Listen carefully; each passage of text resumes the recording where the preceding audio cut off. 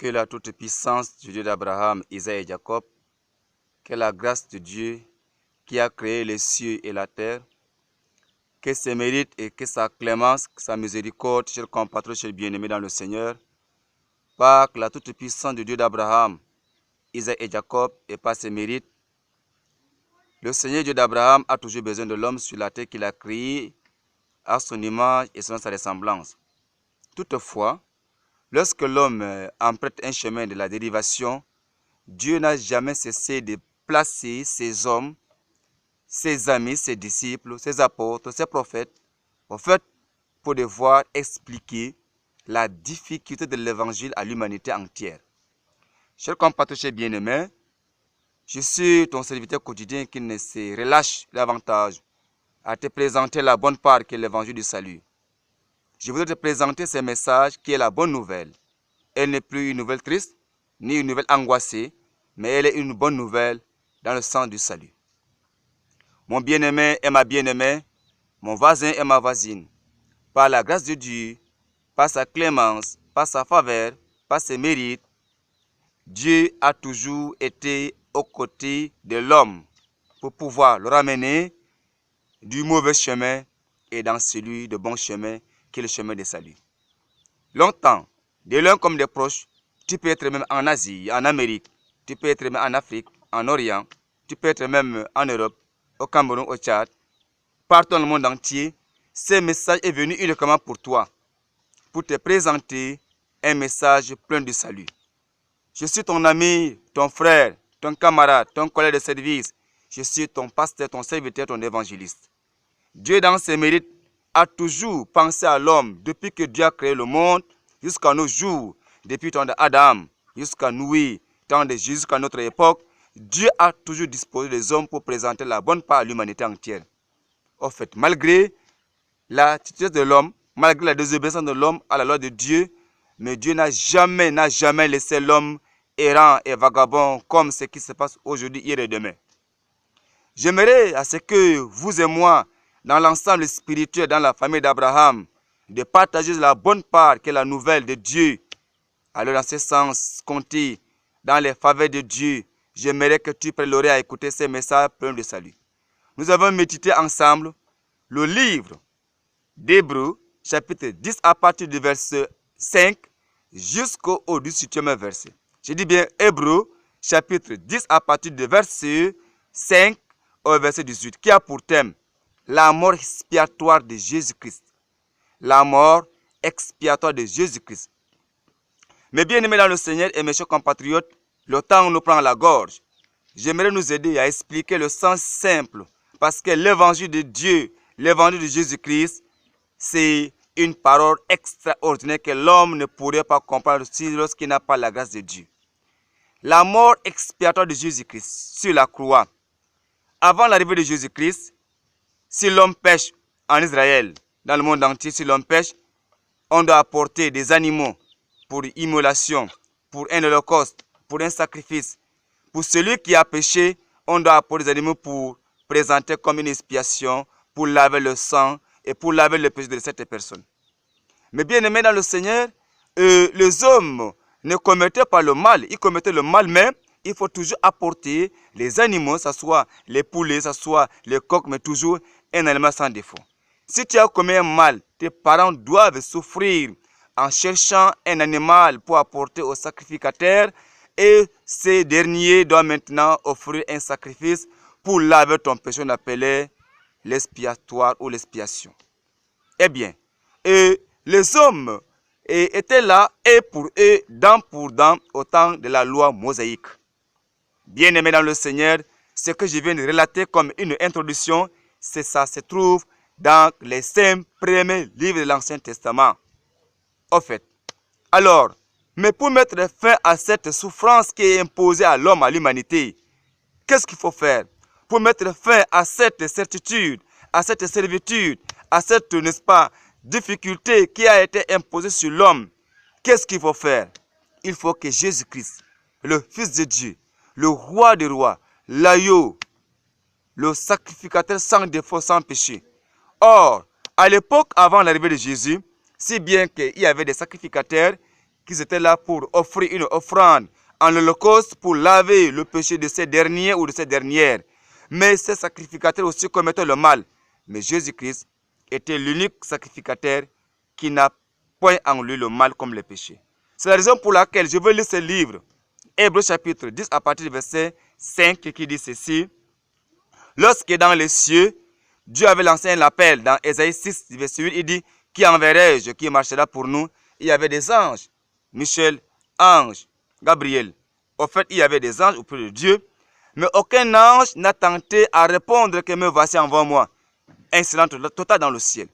Mais Jésus-Christ, le Fils de Dieu, il dit, me voici envers moi. Donc, ce sujet, cette citation d'Ésaïe 6, 8, c'est l'image de l'ombre à venir.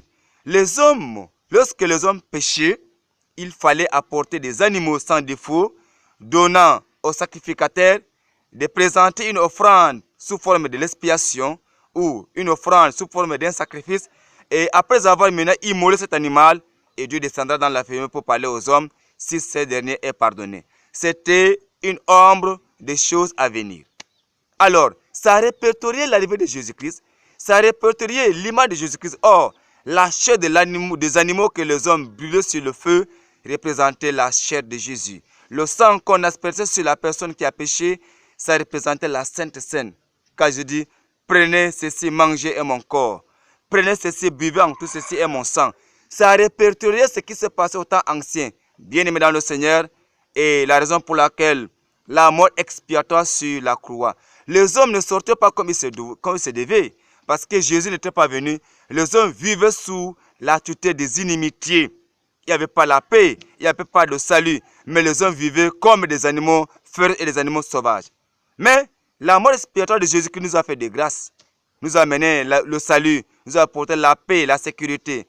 Ce que je voudrais faire comprendre dans ce livre, il est dit ici le verset 5 d'Hébreux 10 qui dit, c'est pourquoi Christ, entrant dans le monde, dit, tu n'as voulu ni sacrifice ni offrande, mais tu m'as formé un corps. Verset 6, tu n'as agréé ni holocauste, ni sacrifice pour le péché, alors j'ai dit, voici, je viens. Dans le rouleau du livre, il est question de moi, pour faire, oh Dieu, ta volonté. Après avoir dit d'abord, tu n'as voulu et tu n'as agréé ni sacrifice ni offrande, ni holocauste, ni sacrifice pour le péché, c'est qu'on offre selon la loi. Verset 9 qui dit, il dit ensuite, voici, je viens pour faire ta volonté. Il abolit ainsi la première chose pour établir la seconde. Verset 10, c'est en vertu de cette volonté que nous sommes sanctifiés par l'offrande du corps de Jésus-Christ une fois pour toutes. Et tandis que tout sacrificateur fait chaque jour le service et offre souvent les mêmes sacrifices qui ne peuvent jamais ôter les péchés. Verset 12. Lui, après avoir offert un seul sacrifice pour les péchés, s'est assis pour toujours à la droite de Dieu, attendant désormais que ses ennemis soient devenus sous marchepied. Car par une seule offrande, il a amené à la perfection pour toujours ceux qui sont sanctifiés. 15. C'est ce que le Saint-Esprit nous atteste aussi, car après avoir dit, voici l'alliance que je ferai avec eux après ces jours-là, dit le Seigneur, je mettrai mes lois dans leur cœur et je les écrirai dans leur esprit, il ajoute. 17. Et je ne me souviendrai plus de leurs péchés ni de leurs iniquités. 18. Or, là où il y a pardon des péchés, il n'y a plus d'offrande pour le péché. Alléluia. Voilà comment Jésus lui-même nous répond par ce message. La mort expiatoire de Jésus-Christ. Les hommes étaient sous le gouffre. Les hommes étaient sous la mort du diable. Les hommes étaient sous la souffrance, sous l'ombre de la mort du diable. Mais l'arrivée de Jésus-Christ nous a accordé une liberté totale. C'est pourquoi, à l'époque, au lieu que nous dépensions les animaux, au lieu que nous courons de gauche à droite pour chercher de quoi pour donner au sacrificateur, pour offrir comme un sacrifice pour nos péchés, mais aujourd'hui, Jésus-Christ est venu, il a payé cela à nos places. Jésus-Christ, le Fils de Dieu, est venu. Il a pris ton fardeau. Il a pris les animaux que tu devais immoler. Il a pris les animaux que tu devais apporter au sacrificateur pour présenter une offrande à l'instant pour laver tes péchés. Mais c'était une ombre de choses à venir. Il a donné sa vie pour toi. Sa mort expiatoire sur la croix, c'était pour laver tes péchés. La mort expiatoire de Jésus-Christ, c'était pour te libérer. Ce que tu devais subir comme le mal, à l'époque, c'était œil pour œil, dent pour dent. Si tu parviens à crever l'œil de ton prochain, on te prend, on doit aussi te crever l'œil. Si tu as cassé l'une des dents de ton prochain, on doit aussi casser l'une de tes dents. Si seulement tu as brisé, ou soit tu as cassé, ou soit tu as fracturé le bras de ton ami, on te prend, on doit aussi fracturer le même bras. Mais Jésus-Christ dit, à celui qui accepte ma mort sur la croix, à celui qui m'appelle son sauveur personnel, à celui qui confesse ses péchés devant moi, je prendrai ses péchés, sa douleur, ses difficultés, et je les clouerai sur la croix. Il était question de toi, ma bien-aimée. Regarde comment la mort expiatoire de Jésus sur la croix nous a fait du bien. Mais à Dieu, lui a fait du mal, parce que Dieu ne savait qui envoyer. Dieu ne savait qui envoyer sur la terre. Il a posé une question au ciel. Qui enverrai-je et qui marchera pour nous? Il y avait un silence dans les cieux et sur la terre. Mais le l'agneau de Dieu, le glorifié, le ressuscité, celui qui est venu sur la terre et celui qui est mort, qu'il est sorti parmi les morts, il revenait dans sa gloire avec ses nuées. Mais toi donc, cette mort était pour toi. C'était ta difficulté, c'était ta mort, c'était tes fouets, c'était le trou dans la paume de ta main, c'était la couronne des épines qu'on devait te donner, c'était ton humiliation que cet homme de Jésus a pris ta place. Ma bien-aimée, as-tu connu cela? Jusqu'à aujourd'hui, tu ne veux pas essuyer les larmes de Jésus.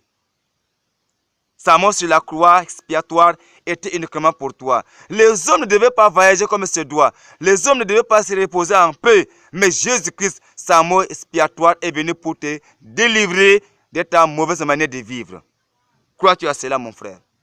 La mort expiatoire de Jésus. Ce n'est pas parce que Jésus allait convoiter la femme d'autrui. Ce n'est pas parce qu'il a bu. Ce n'est pas parce qu'il a fumé. Ce n'est pas parce qu'il a cherché les femmes.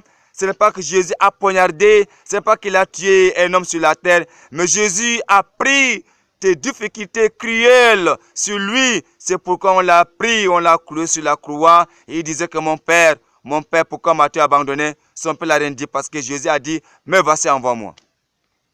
Tous les sacrificateurs qui prenaient ces sacrifices, ils étaient des pécheurs. Mais l'unique Jésus-Christ, il était un sacrifice d'une bonne odeur. Il était un sacrificateur qui n'a connu aucun péché. Son sang a versé sur la croix pour te libérer. La mort expiatoire de Jésus qui était venu pour nous libérer, pour nous sauver. Fils de Dieu, le roi des rois, qui est auprès de toi, chaque jour par ces messages qu'il t'envoie, Jésus n'est loin de toi. Il est autour de toi. Il est en toi, dans ta chambre, dans ta voiture, dans le wagon, dans ton pays et dans ton kiosque que tu sers les hommes. Il est avec toi, il veut seulement te souper avec toi. Le voilà devant ta porte. La mort expiatoire de Jésus n'était pas venue pour te condamner, mais il est venu pour te libérer. Parce qu'à l'époque, nous étions sous la condamnation du péché. Quand Adam a péché, autant de nous les hommes ont péché. Jésus est venu maintenant mettre fin à tous les sacrifices. Aujourd'hui, l'homme sur la terre ne pourrait pas maintenant, n'a aucune audace, n'a aucune autorité maintenant prendre un animal immolé à la place d'un pécheur. Non.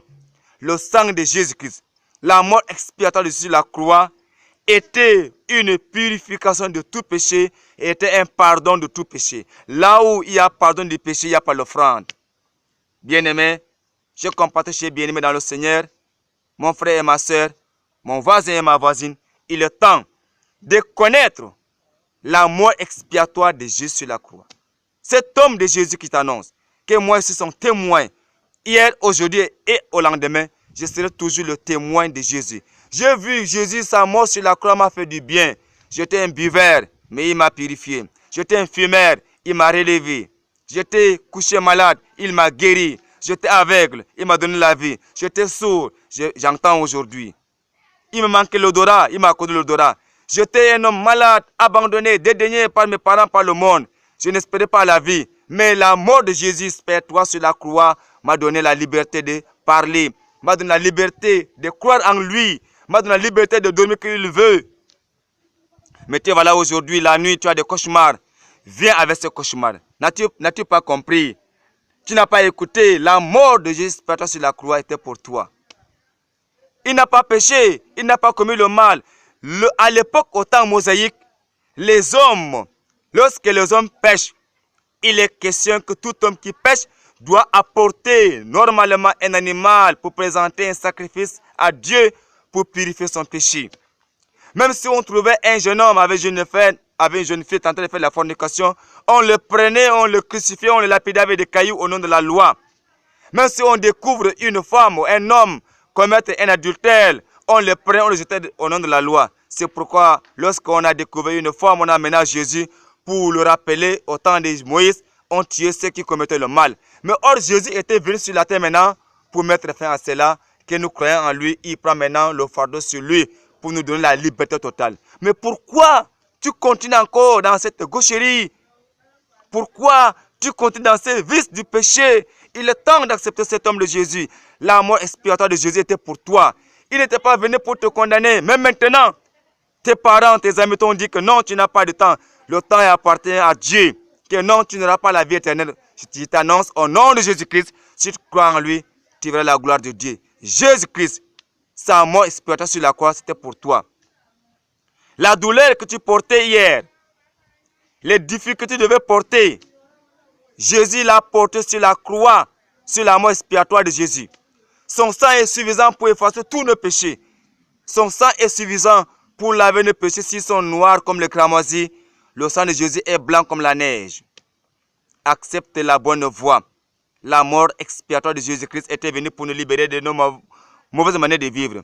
Cet homme de Jésus, le ressuscité, le sauveur de l'humanité, le roi des rois, le médecin des médecins, le docteur des docteurs, Jésus-Christ est le Seigneur des seigneurs, il est le roi des rois. À lui soit la victoire, la gloire, le règne, le pouvoir, la dignité, la sonalité. À lui soit le salut. Sans Jésus, tu n'as pas le salut. Et sa mort expiatoire sur la croix n'était pas venu pour te condamner parce que hier, on ne te condamnait pas la loi. Mais il est venu maintenant pour arranger. Il a aboli la première loi, mais nous sommes maintenant sur la seconde alliance, qui est l'unique alliance qui mène l'homme à la réconciliation avec lui et son Créateur. Accepte cette parole. Mon bien-aimé, toi qui es une prostituée, tu as même le sida, tu as même le BK, tu as la tuberculose, tu as des syphilis, tu as des règles douloureuses, tu as des pertes blanches. Jésus-Christ, sa mort expiatoire sur la croix, était venu pour mettre fin à toutes ces difficultés en toi. Si tu crois au Fils de Dieu, tu verras la gloire de Dieu comme Jésus a parlé à Marthe. Si tu crois, tu verras la gloire de Dieu. Et Jésus a dit à Lazare, sors.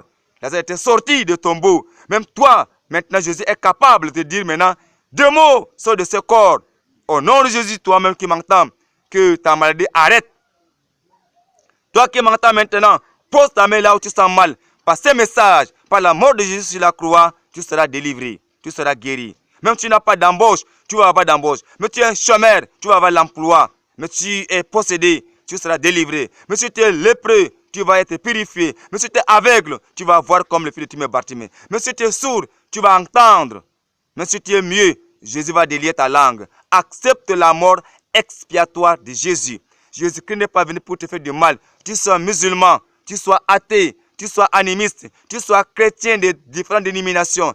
La seule chose que je demande en toi, répands-toi de ton mal. Et sa mort expiatoire est là pour t'accorder la solution à ton âme. Tu ne dois pas me dépenser d'argent. Tu ne dépenseras pas la poche de l'animal pour l'immolation. Mais la dépense qu'il demande entre tes mains, c'est accepter sa mort expiatoire sur la croix. Vive le roi des rois.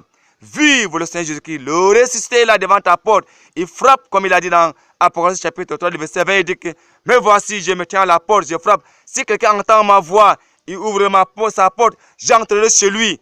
Ouvre ton cœur, mon ami. Je te fais comprendre que la mort expiatoire de Jésus-Christ était venue pour toi uniquement. Toi qui n'as pas d'enfant dans ton foyer, 10 ans, 5 ans, accepte la mort de Jésus, mais mets fin au péché. Il est un libérateur de tous les libérateurs. Il est le Seigneur des seigneurs, le roi des rois, le Dieu créateur de toute puissance. Il a donné un pouvoir de guérir, un pouvoir de relever, un pouvoir de sauver. Et la clé de la vie éternelle est dans la main de Jésus. C'est pourquoi dans Apocalypse 22, le verset 12, il dit, voici je viens bientôt et ma rétribution est avec moi pour donner à chacun selon ce que son œuvre. Donc la clé de la vie éternelle, la couronne du salut est dans la paume de main de Jésus-Christ. Si tu acceptes sa mort expiatoire, tu abandonnes maintenant ton chemin des candidatons, ton chemin de voyoutisme, ton chemin de l'alcoolisme, ton chemin de tabagisme, ton chemin de la débauche. Jésus-Christ, le Fils de Dieu, te sauvera. Alléluia. Je te conseille, par cette chaîne de la voix de l'évangile, voici l'explication bref, l'explication succincte sur la mort expiatoire de Jésus. Hier, nous partons, nous pêchons, nous amenons les animaux et on immole sous forme de sacrifice pour laver nos péchés. Mais maintenant, nous ne dépensons pas. C'est la mort de Jésus d'expiation sur la croix qui lave nos péchés. Vive au Fils de Dieu. Que Dieu te bénisse. Je te conseille, si tu as un problème d'autre spirituel, tu peux me contacter par ce numéro WhatsApp, mais un numéro libre, plus 235 pour ceux qui sont à l'extérieur. Le numéro suivant, 66 52 10 52, plus 235 66 52 10 52. Je suis ton serviteur Emmanuel Gangrang. Que Dieu te bénisse. À la prochaine prédication. Dieu soit avec toi. Tu sois guéri. Tu sois délivré. Toi qui es possédé, sois délivré. Toi qui es stérile, essaye de regarder tes entrailles. Que Dieu te bénisse. Que tu accouches des jumeaux. Toi qui es malade, lève-toi et marche. Et reconnais la mort expiatoire de Jésus sur la croix. Vive le roi des rois. Que Dieu te bénisse. Au nom de Jésus-Christ, le seul sauveur, qui vient bientôt. Amen. Rendez-vous au ciel, mes chers compatriotes.